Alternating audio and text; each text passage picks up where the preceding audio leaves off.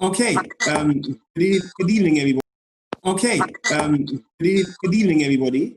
Thank you for joining us today. I really, really appreciate all of you here. I can still see some people joining the group, which I'm very, very thankful for.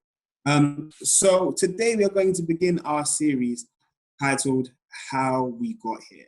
And I find this session really interesting because it touches on a number of different topics that we're going to discuss in British history. But before we get there, I just want to put a few ground rules in place so that we are aware of what we need to do going forward. Firstly, if you have any questions, please put them in the chat box. And once I finish, I will try my best to answer as many questions as possible. Also, the sign up for next week opens tomorrow and it will close on Tuesday. And all all the other information you'll be able to find on the Reaching Higher website. So, how we got here? Talk a little bit about myself. How we got here. So, how we got is really, really interesting. So, the whole idea for this, it came from Reaching Higher approaching, and what Reaching Higher said is they were quite challenged by the outrageous murder of George Floyd, and it really, really had a profound impact on a number of the young people. And they didn't quite understand how to respond to this, but they wanted to make sure that they responded to this in a meaningful way. And so, they reached out to myself and we decided to work together and put this series in place. So for those who don't know me, my name is Josh Garry. I'm formerly known as Josh Garry, and I'll be the course facilitator for today. I've been a secondary school teacher since about 2015, and I'm currently the deputy head of department at a secondary school in Southwest London. Now, a little bit about my story and how I got here, which I think is quite interesting.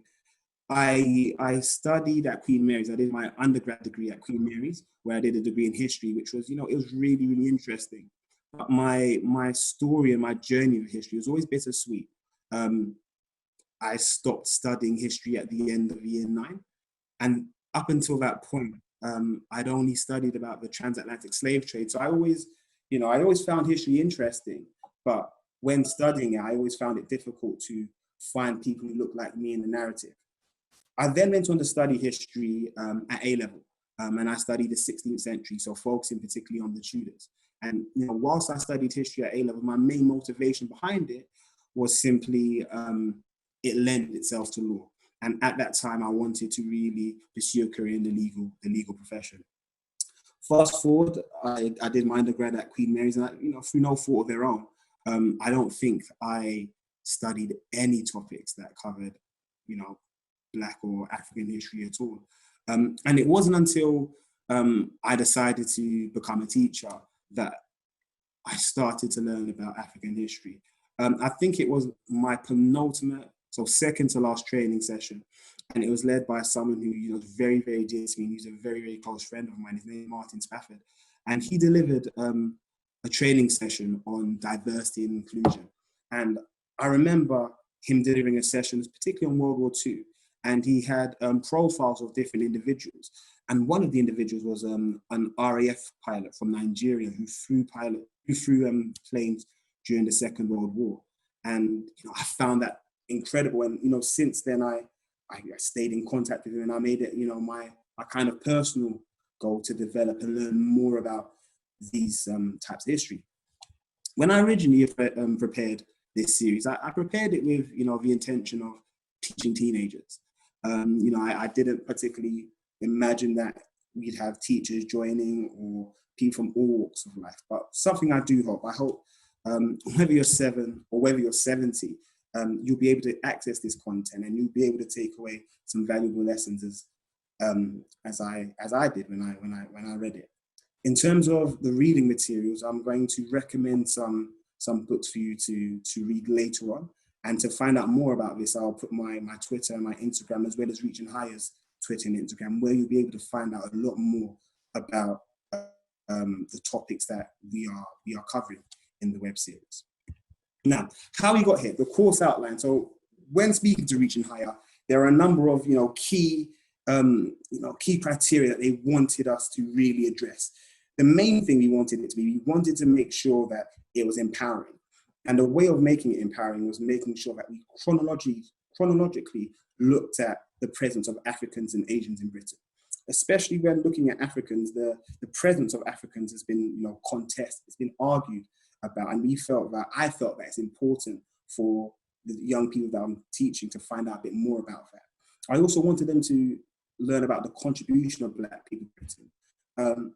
And I would argue that if you look at, some of the most significant moments in British history, if not every single significant moment in British history, you will find Africans or people of color there.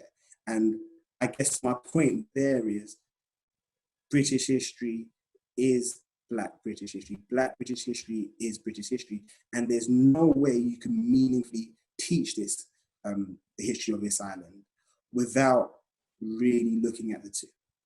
We also needed to look at the construction of race, or how we got here. Where did ideas around race come from? We certainly know that, in the 1200s, there were certainly racist ideas towards people of Jewish descent and also Muslims. But in terms of modern day ideas around racism, I believe that a lot of those ideas were a direct result of the transatlantic slave trade.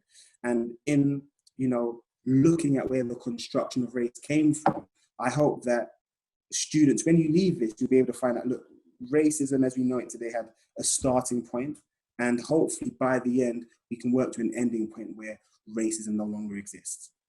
And finally, we're going to be looking at the special relationship between the UK and USA. On a diplomatic level, I know that the UK and the USA have a very, very special relationship when it comes to sharing information or military intelligence. They really, really had a special relationship with military intelligence. However, for us, why did the murder of a Black man, George Floyd, outrage us so much? What connections are there? What links us to our cousins in the other side of the Atlantic? And that's something that I'm also going to try my best to explore during this web series. Now, the first question: how long have Africans and their descendants been living in Britain? It's a trick question here as well. And the key aim I want us to get out of this is I would like us to be able to explain different reasons around migration to Britain. So the key question we're going to be asking ourselves is, how long have Africans and their descendants been living here? And what were the different reasons for Africans coming to Britain at that time? So before we can really explore the topic, explore the information, I think it's very important for us to actually understand what we mean when I say migration. Now, migration is about the movement of humans or people from one place to another. And it's with the intention of settling down permanently or temporarily. And migration can occur from a number of different reasons. People might migrate as a result of war. For example, might migrate for economic reasons to find work, but they could also migrate as a result of being a part of a larger empire. And you'll find that the migration that takes place or took place in this lesson stemmed quite a bit from being a part of a greater empire. The key thing, a key misconception, migration does not mean going on holiday. So for all my young people watching, when we go away on holiday, that is not an example of us migrating. That's just us going away for a short time with the intention of moving back home. Now, key terms. So we've already unpacked the key term migration from today's lesson. We're also going to look at the key term diaspora. And I think diaspora is a very important key concept to understand when looking at the presence of Africans in Britain.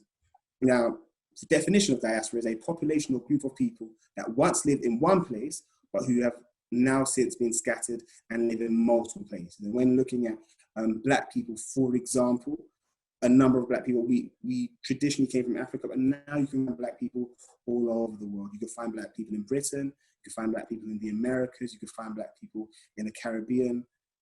The question is why? Why did this occur?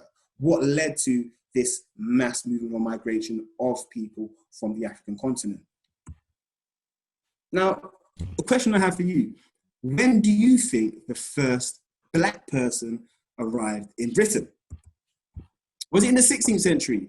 with West African traders? Was it in the 17th century during the transatlantic slave trade, or was it during the 20th century with the SS Windrush in 1940 that landed in Tilbury, Essex? You will find that I would like you to meet somebody known as Cheddar Man. Now, who was Cheddar Man? Cheddar Man lived around 10,000 years ago and is the oldest, almost complete human skeleton found in Britain today. He was a hunter-gatherer, and a hunter-gatherer is mainly somebody who lived through hunting and fishing, with dark skin that you'd usually associate with somebody from sub-Saharan Africa, and blue eyes.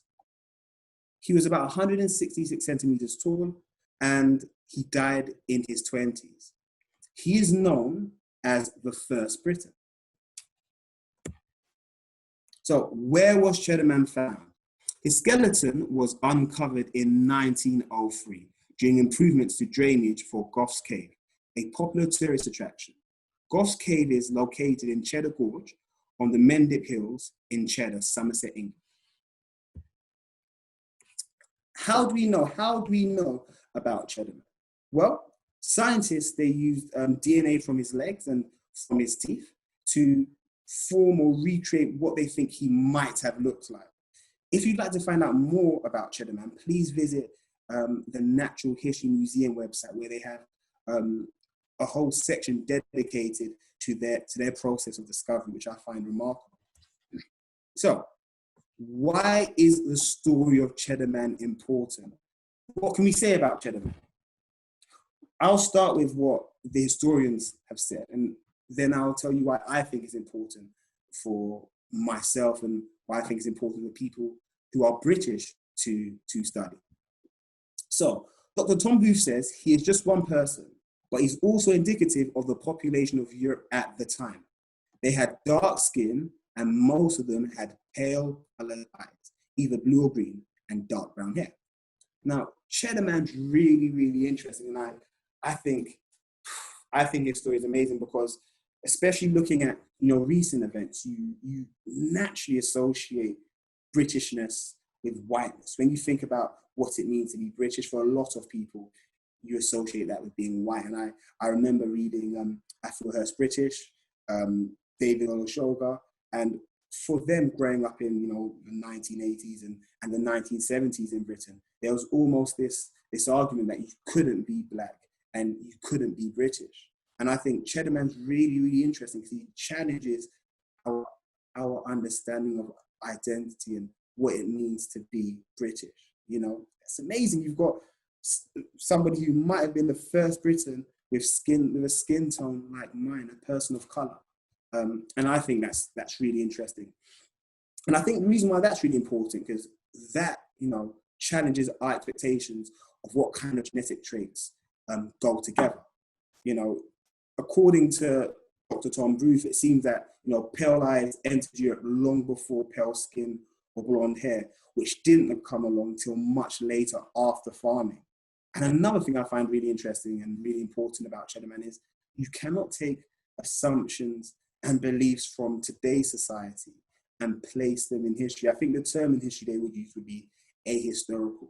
So ideas around race, ideas around color, ideas around belonging, ideas around what it means to be British, you can't necessarily take those ideas in the past because people in the past didn't necessarily view themselves in the way that we view ourselves. And I think for me, growing up, I think what I find really interesting about Cheddar Man is, look, I'm encountering somebody in the narrative of history. And when I talk about the narrative of history, I'm talking about the story of mankind. And when looking at the story of Britain, I could find somebody who I look like. And that means that I can identify as being British. And if I can identify being British, possibly your students can identify being British. And with the growth of all of these really, really extreme far-right views of Englishness and Britishness, and like I said, the close link between that and race, the story of Cheddar Man completely challenges that. Dr. Tom Booth goes on to say, until recently, it was also assumed that humans quickly adapted to have paler skin after entering Europe about 45,000 years ago.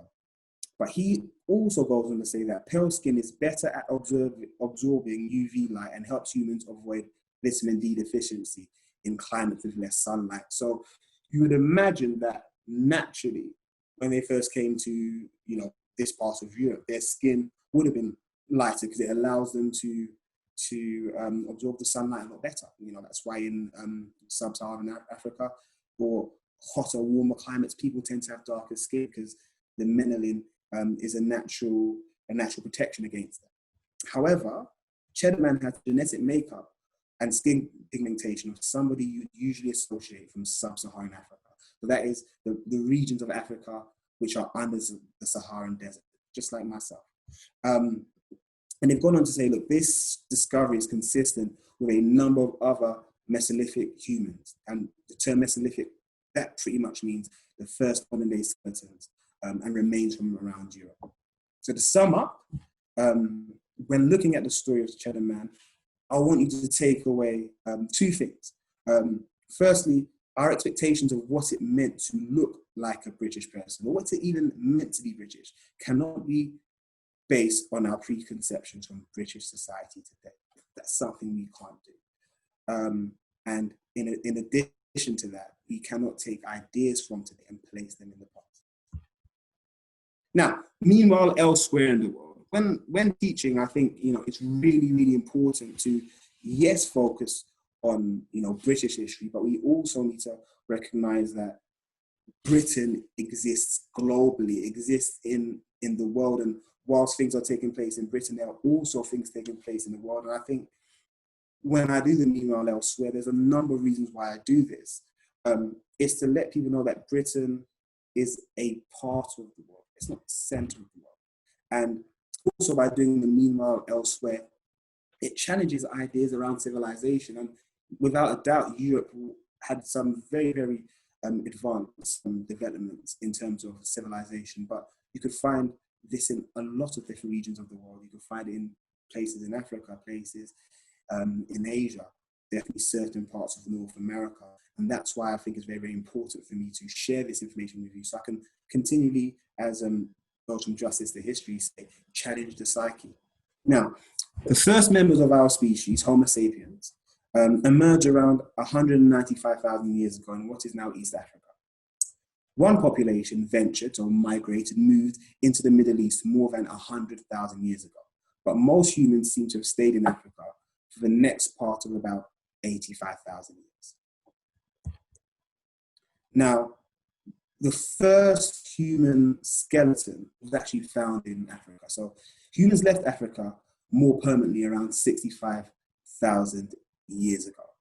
Their journey, made over many generations, took humans to Asia, Europe, Australia, and eventually to the Americas. And here, I really find this source really interesting. You've got Herto, the Ethiopian. So this is the first ever human skull, a Homo sapien skull. So that's a human species like myself and you, that was ever found. And it was found 160,000 years ago.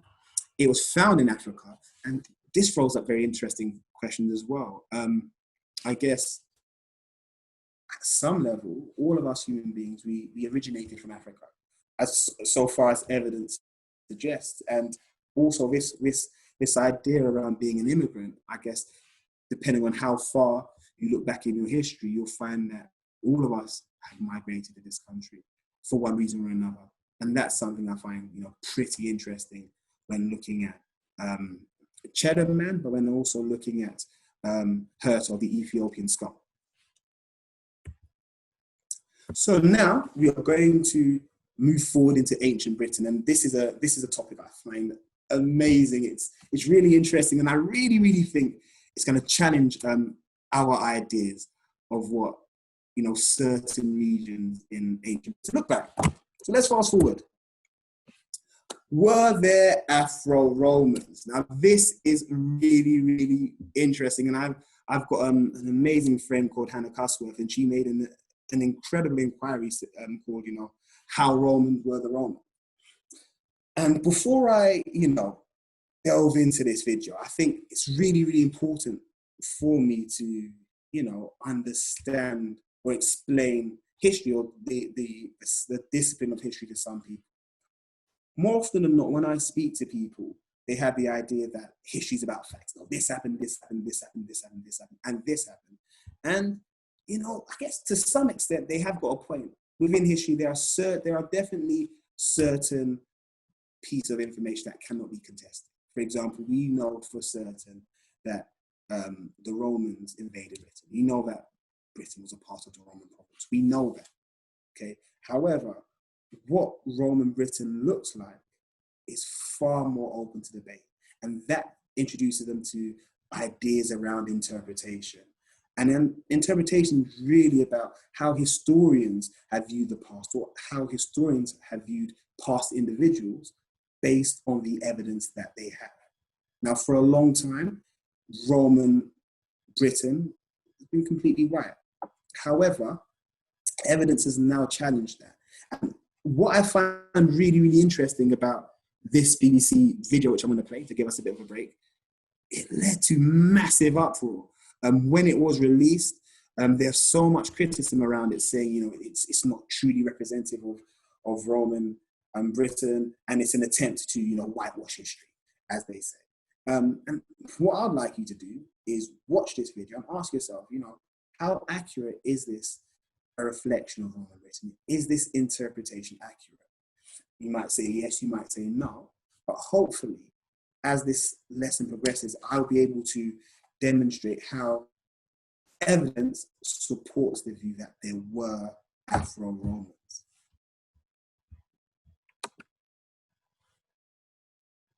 You know, it brought to my attention that the video isn't playing, which is absolutely fine. So what I'll do is I'll continue going through the PowerPoint. Apologies about that. Okay, so were there Afro-Romans, and how accurate was this BBC interpretation of Roman Britain? So, historian Peter Fryer, he wrote, there were Africans in Britain before the English came here. Peter Fryer wrote this in his book called Staying Power, The History of Black People in Britain in 1984. For those people who really want to start studying British history, this book, Staying Power, is an amazing place to start. But what evidence do we have to support what Peter Fryer is saying? Now, he wrote about various different Romans who were garrisoned in Britain around that time. And one of the divisions, should I say, they were called the Division of Moors, they were garrisoned around Hadrian's Wall. And they were named after Marcus Aurelius. And we're not entirely too sure of why they were named after Marcus Aurelius, but they may have been named after him just to pay homage, just to celebrate who Marcus Aurelius was. So you have examples of African Romans guarding Hadrian's Wall.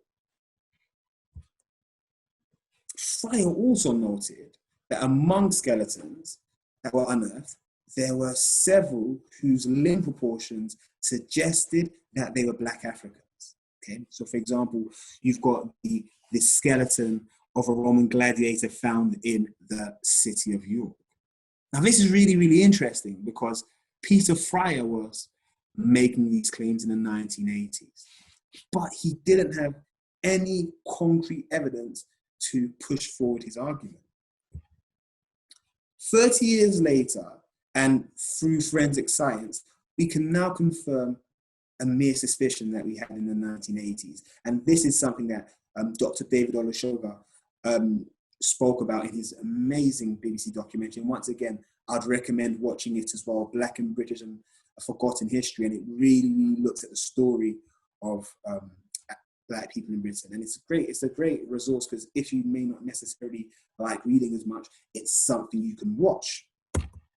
Now, using a process known as radioisotope, which involves analyzing bones in a similar way to Cheddar, analyzing the thigh bone, analyzing the teeth.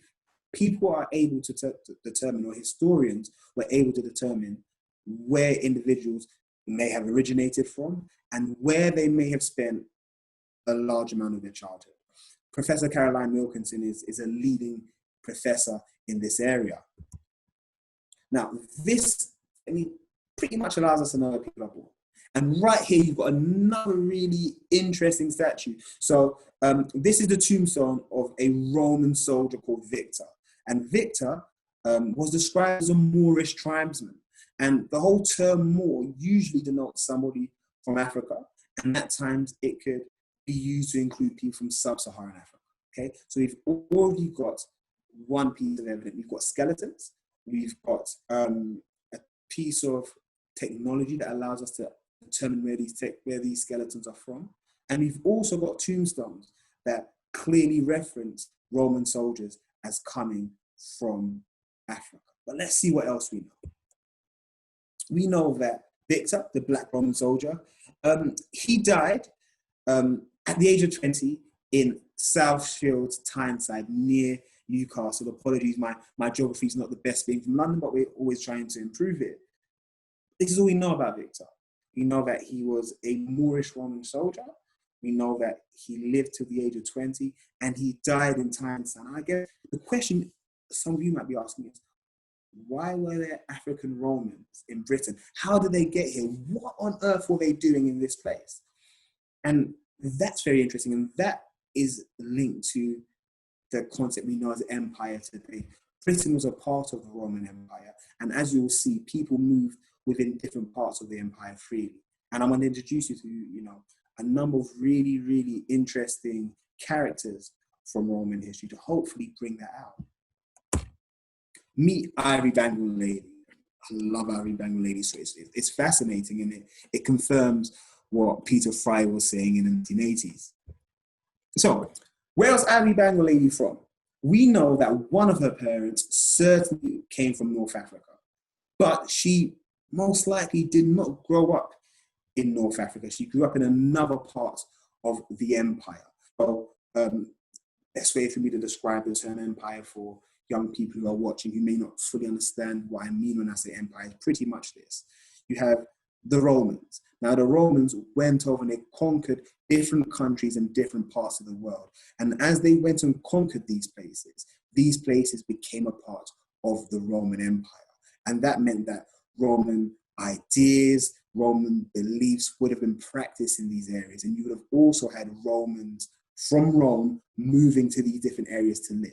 Now, we know that part of the Roman Empire was in North Africa. And as a result of it being so big, you had Romans from North Africa moving to Britain and other parts of the Roman Empire. Now, Ivory Bangle Lady may have been born and brought up in the south of Britain or the continent. She wasn't born and raised in Africa. You just know that one of her parents had North African descent. Where is she found?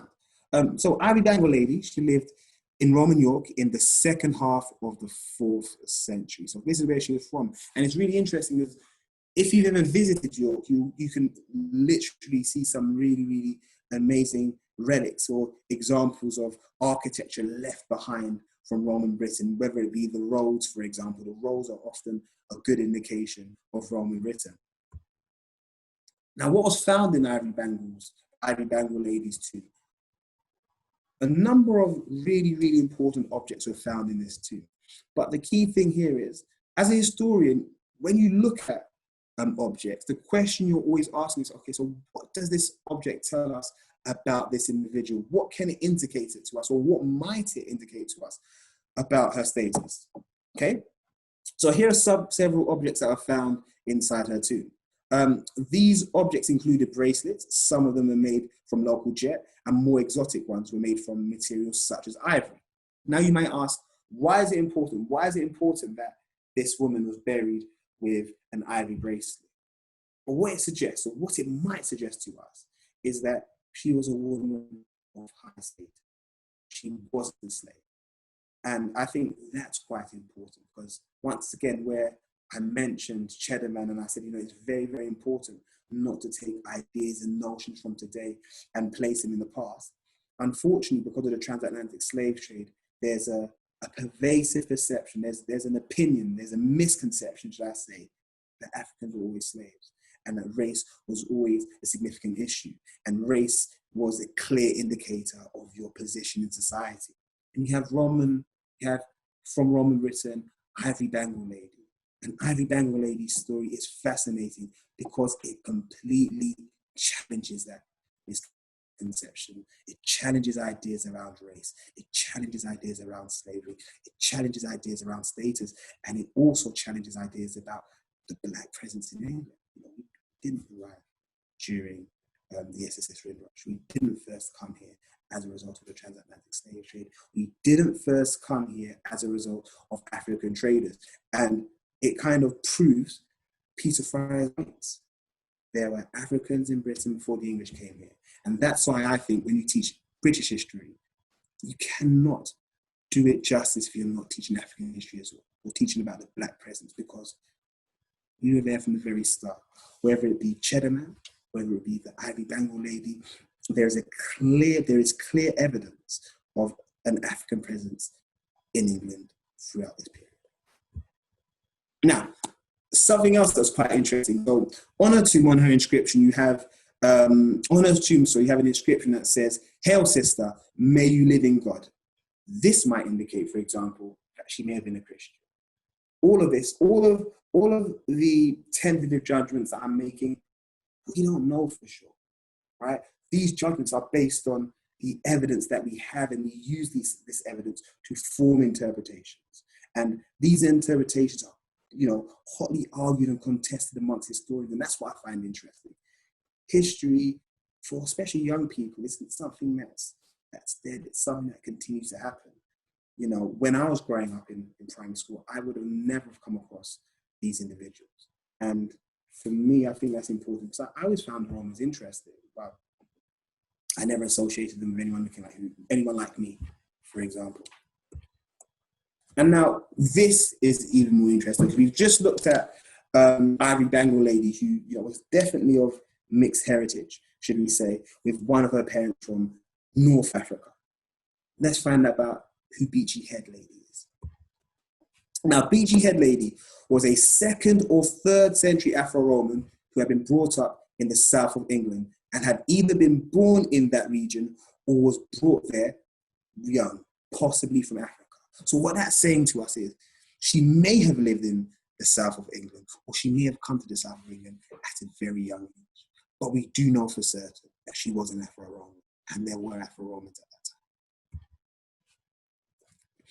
The process used to, you know, put together what she might have looked like was exactly the same as Cheddar Man. It's the exact same as Ivy Bangle Lady, or so I believe, right?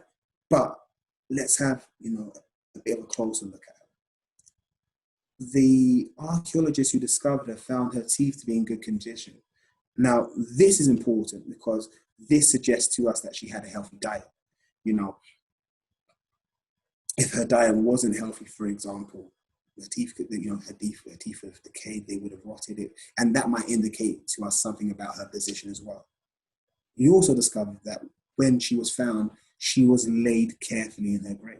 And you've got to kind of infer, and when you infer it, you read between the lines. If somebody is laid carefully in their grave, it could be an indication of their status. One could certainly suggest that she was not of a low position and she wasn't a slave. And once again, that's really interesting because it's continuing to challenge our perceptions of Africans or Black people equal slavery. As we're seeing with these individuals, it's very, very far from the case. Now, where was she found? Beachy Head Lady was found in Eastbourne on the south coast of England. Now, Beachy Head Lady, the first Black Briton known to us, which is very, very important. She's the first Black Briton known to us, and she was also of sub-Saharan African descent. Okay? So she came from below the Saharan desert, as I said, right? Had lived and died in rural Sussex by the Channel coast, with its white cliffs and rolling hills. This story, or this individual, this is the final individual that I'm going to talk about when looking at the Romans. This is a character known as Septimus Severus. Now, Septimus Severus was a Roman emperor. But what I find particularly remarkable and interesting about Septimus Severus is where he came from. Septimus Severus was from Libya. Now, Libya is in North Africa. Now you've got a Roman emperor who is from North Africa. That would completely have blown my mind open when I was young. I wouldn't have been able to imagine someone of high status who was from the continent that my parents originated from. Now, Septimus Severus, he spent his last 3 years in Britain, and Britain was then a remote province of the Roman Empire. So Britain was the very, very edge. When I say remote province, it was the very, very edge of the Roman Empire. Meanwhile, elsewhere. So once again, I like to do my meanwhile elsewhere because it allows you to understand what was taking place in the world at this point. In 219 BCE, before Common Era, I think that's really funny. I remember marking on one of my students' work, and it had BCE, and I'd always been taught about this BC before Christ. So I said, this is got to be wrong. And I checked it out, and I said, oh, BCE before Common Era is actually an accurate description. Bit of knowledge for you guys. In 2019 BCE, Hannibal of Carthage renewed a war between his greatest rival, the Roman Empire. Now, what I found interesting about the Carthaginian Empire is it stretched into North Africa as well, and more than likely, the conflict probably involved the Carthaginians or Hannibal and the Romans fighting against each other for various parts of the empire. Also, now this is, once again, looking at Egyptian history. Roman history is amazing, so is Greek history, because the ideas around civilization, and when you tie ideas around civilization, you always think about development and how advanced a region was. And I think it's really, really important to look at Egypt during this time, because Egypt was incredibly advanced. You had pyramids, you had huge temples, you had secret tombs containing mummies, you had hieroglyphics, you had such an advanced civilization. And I think it's important for us to just pay a little bit of attention to this, because this allows us to know that civilization as a concept isn't European. And it's something that the Europeans used to push for their argument around creating an empire, but civilization didn't start with them. It didn't start with Britain. There were certainly civilized regions all over the world, Japan, China, as well as Britain. Now, pharaohs were rulers of Egypt for more than 3,000 years, from around 3,100 BCE until the country became a Roman province in 30 BC. Now, a very, very interesting question. I can't really look at Cheddar Men and look at ancient Rome without trying to address what might have happened to the African presence in the medieval period. Because certainly when we're studying about medieval history or medieval English history, it would appear that there wasn't a major African presence there. And the truth is, I don't really know. The evidence regarding the African presence in medieval England's only patchy. There's only patchy evidence. It's very difficult to make conclusive judgments based on the evidence. It's difficult to make judgments in the same way that we've made judgments about Rome and Britain or about Cheddar Man. The information there, it doesn't allow us to do as much. But we do know, for example, of a skeleton from an African man who was found in Stratford-on-Avon during the Saxon. So that's something that we do know for certain. We've got this skeleton here, and it was found in Stratford-on-Avon. Now, once again, we do not know for certain where this man came from. Some that he may have come from 1,700 years ago, and he might have been a Roman soldier who chose to retire in Stratford. What we do know is that an African man was living in Warwickshire, and that means that there was an African presence in Warwickshire far longer than we would have thought. Now, this inscription, I find this illustration really interesting. It's something that I spoke to my mentor about. So right here you have the Doomsday Book. Now, the Doomsday Book was created by William the Conqueror after he won the Battle of Hastings in 1066. Now, for all intents and purposes, the Doomsday Book was tax order. It allowed William the Conqueror to know the exact wealth of England. So when he was taxing England, he would know how much he was entitled to. Now, I'm not really interested in the Doomsday Book per se in this. I'm interested in the illustration of this black person. Now, certainly some people might argue that, this illustration might appear to be derogatory. I certainly don't have any evidence to challenge that. But I think, or what I find more interesting from this is what questions it might say about the relationship between, people in medieval England and, the rest of the world. What I can say is they certainly knew about black people during the medieval times, because why else would they have drawn a black man? Ideas do not just fall out of the air, for example. And that's what I find interesting. I find that if there weren't, or if there wasn't a significant African presence in Britain, if there wasn't a significant black presence in Britain, they certainly knew of black people. You also have this skeleton, which was discovered in Ipswich, and it was discovered not too long ago, in 2010, and it's the skeleton of an African man, and it's an African man from the medieval England. Now, this skeleton is from the 13th century, but it could go back to the Crusades, and that's one of the interesting things about history. A lot of people think that history is about facts. It's about, this happened, this happened, this happened. No, history is about asking questions. It's about asking questions of the past and using that evidence to create a picture of the past, becoming an interpretation that historians usually use to formulate an argument. My thoughts. So, my thoughts on the African presence in medieval England. These are only my thoughts. There's no facts. There's just a number of things I believe, which I've discussed with my mentor. It can be tempting to say that if there were Africans in medieval England, they would have been a tiny number. And that can be true. I cannot deny that at all. However, one can also argue that blackness, in the way that we view it today, may simply not have been as relevant a point to someone back then. In the way we think it is important to reference someone's skin tone, they may not thought it's important. They may not have even thought it was something worth mentioning.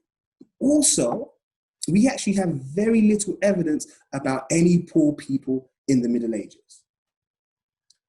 More often than not, the history around this time focuses on monarchy, so kings and queens. It focuses on the church. It focuses on major institutions. It doesn't really look at individuals too often. I think the only time I remember individuals would be the death independence reform, and that's because a significant calamity came and disrupted society, disrupted our way of living.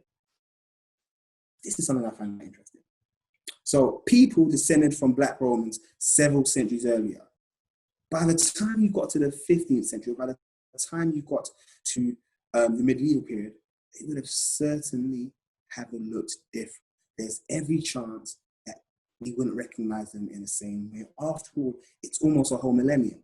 And one example that I would like to use to really, really emphasize that point, and it's actually taken from the Georgians a good couple of 100 years later.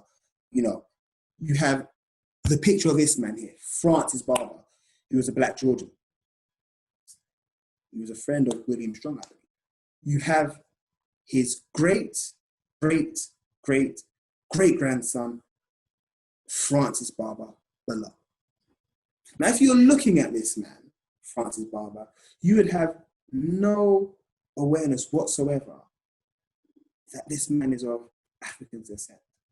And I think he said it. So this, his image, his whole story was brought to life by David Olusoga in Black and British, A Forgotten History. And I think Cedric Barber says something along the lines of, we've been walking in disguise, or we've been walking in camouflage. And I think what that says is, as a result of integration with the population over hundreds of years, they started to blend in. So what am I really saying here? I'm saying this. So we don't really know, okay? But the fact that we know of African women and children living in Roman Britain, not just soldiers garrisoned here, makes it likely that these African people had children who became a part of the general population. So their descendants could well have carried on. But we don't know for certain. And I guess a great question to ask is, why don't we know? Why do we not know for certain?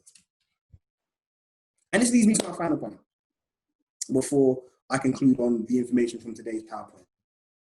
If many people in the late medieval England did not come across Africans, Asians, Muslims, or Jews, they certainly knew about them and they certainly knew about their worlds.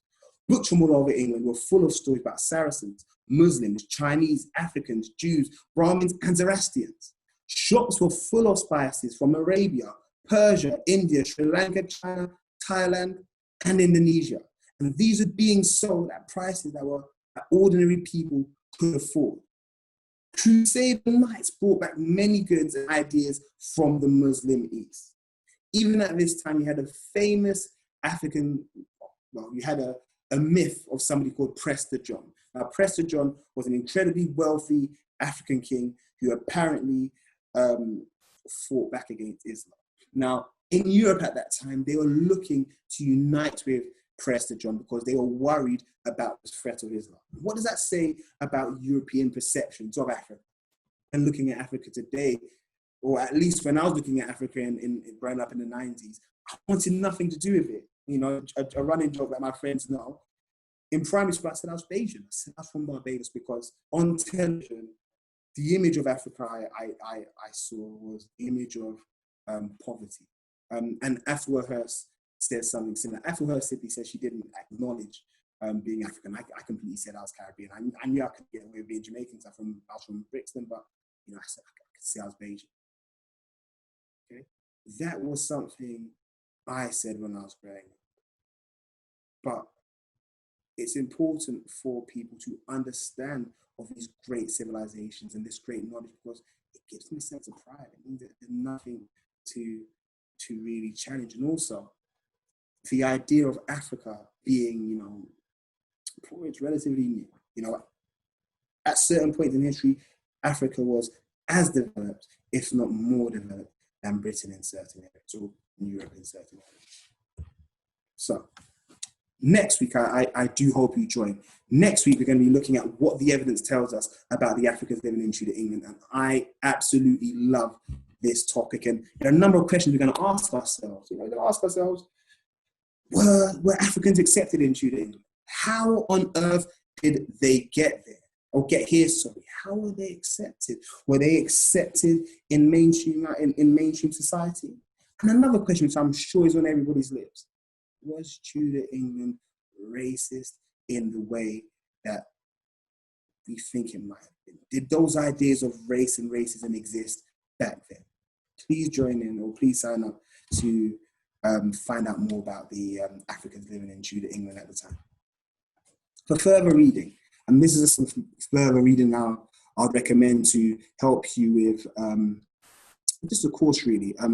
Someone I know, an amazing teacher, Dan Linden. He's got a series known as Black History, and it's very, very child friendly. And I've got a number of his books at home. I use his books to plan my lessons, but I also use his books to help me learn about the topic. You've got Professor Haki Madi, the African and Caribbean communities in Britain. This is a chronological overview of the presence and the migration of Africans in Britain and Black people. We've got Miranda Kaufman's Black Tudors. Absolutely love this, and this was completely, it was a revelation for me growing up, which came out recently. But her findings were amazing, and I teach in my class. You've got Onyeka Nubia, Blackamoors, and you've got two other books. You've got Peter Fryer, Stay in Power. You know, I'm reluctant to compare something to the Bible, but this, you know, that book's the starting place. If you want to start somewhere, start with Peter Fryer. There's a lot of information in it. It's quite dense, but it's really, really interesting. And finally, you have David Oloshoga, Black and British, A Forgotten History. And all of these books I've recommended to you, I've read myself. And it's where my knowledge has come from. A lot of my knowledge hasn't necessarily been taught at university, as you know, 'cause it wasn't taught at primary school or college. I'm in the same primary schools and colleges as yourself. Teachers didn't really teach information. It's something that I've had to go and find for myself. Now, teachers, I'm aware that, you know, there are a number of Teach First teachers who are following, and I'm also aware that There are teachers from, you know, schools such as St. Philomena's who are watching today. Unfortunately, as I said, when I originally made this PowerPoint, I made it with you know, young people, with teenagers in mind, and I didn't necessarily want to recreate you know, the conditions of a classroom. So I wasn't necessarily thinking about pedagogy, but here are some teachers who I'd highly recommend. Hannah Cusworth, Emily Florenzo, Justice the History, Sam Jones, Table Stark, Kerry Apps, Tom Allen, who teaches in Bath, Nick Dennis, and Jason Todd. And not only am I recommending this to teachers to follow, but something I think that's really important is for parents and people from the community, for you to know that, look, I'm not the only one who's interested in getting more Black history into the classroom. This is something that is very important to the history community. It's very pertinent. And many of these people who I've suggested you follow on Twitter, I follow them myself. And for example, Sam, I've taken so many ideas from Sam. Hannah Cusworth, plenty of her ideas were scattered in this PowerPoint. So I'm forever thankful to all of the teachers on this. Please give them a follow. Also, you know, if you'd like to ask me more questions or find out a bit more about myself, please follow me on Twitter at Josh Prayer Garry. I prefer being called Josh. Prayer means God's gift. My mum called me that. It's really good for teachers. If you would like to follow me on Instagram, it's at Josh Prayer Garry. And also give me a follow on Kulu Ed. So Kulu means together we learn. Kulu is Igbo. I'm not Igbo, but I'm of Nigerian descent. But also, please follow Region Higher. If you follow Region Higher, follow them at Region Higher UK, at Region Higher UK on Instagram, at www.regionhigher.org.uk. And what you'll be able to get a number of resources regarding these presentations on the Region Higher website. And there's also a number of key initiatives and key programs that they do. And like I said, I'm forever thankful with Region Higher. I'm somebody who, when I was 16, I was a part of the Region Higher program, and I've been a part of them ever since. And I've been exposed to so much. I can't talk much anymore. So yeah, I would like to say, have you got time for questions? All right, we've got a few minutes. We've got about 5 minutes for questions. I'm going to open the chat and I'm going to try my best to answer your questions. If I haven't got an answer, I'll be honest and say I don't know, but I will try and find out for you. So please, if you have any questions to ask, you know, please put them inside the chat. Here we go. Is there any way to see the book list again? Yes. So the book list will be shared on Region Higher's website, and also if you follow me on Twitter, I'll be able to share that with you. You can also, you know, if you've got any questions around education or anything like that, please feel free to ask. So I've got a question on the book list. Will you be sharing the presentation? I believe so. So I know Region Higher have definitely recorded it, and they would like to share it. Any other questions? Okay. Are there any movements currently to change the curriculum in primary school? Okay. Wow, these questions are really fast. In terms of primary school, I'm a secondary school teacher, so my knowledge of primary school is limited, and you know, I could definitely get back to you. In terms of the national curriculum, I think, you know, it's a really picky thing. I'll just share a little bit of information about the national curriculum. I could at least share at secondary school level anyway. Now, the national curriculum is not compulsory if you are an academy, for example. So if you're an academy, you do not need to teach the national curriculum. So that's one thing. So even if you get this kind of history introduced into the national curriculum, it doesn't mean that people are going to teach it. Another issue, though, is even if you do get it into the national curriculum, there are questions around, is this history going to be taught well? I remember in the past, for example, the transatlantic slave trade was a key component, and they had role plays. They had role plays where people reenacted slave auctions, bad history. You know, I don't mean to criticize, but you know, it didn't push forward the learning. So even if you get it into the national curriculum, there needs to be some kind of center around the training and the delivery of this content. The Holocaust have a center around, you know, training teachers and delivering CPD for teachers on this content. I'm gonna go down it. I'll try and answer more questions. I'll go down. Sorry, guys, bear with me. So what are we taking Britain to mean? born in what is now the British Isles. So Black Britain, we're talking about somebody who you'd find in what we call the British Isles. Where can we access the recording?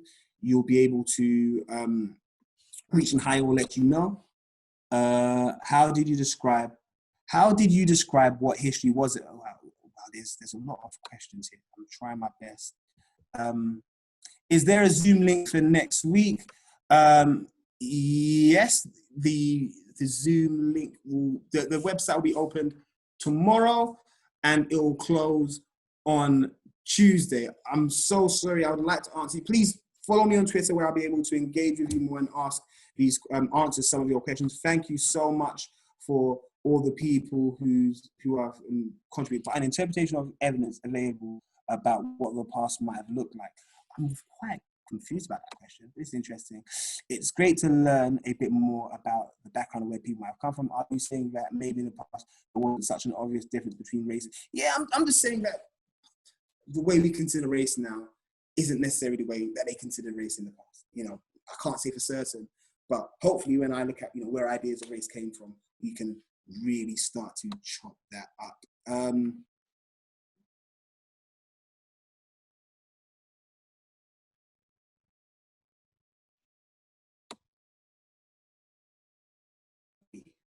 So many questions. Thanks, Ebony. 8-year-old, it's all for you. Okay, I'm sorry. I've got to wrap it up. Thank you so much for your time. Hopefully, I'll see you next week. Thank you.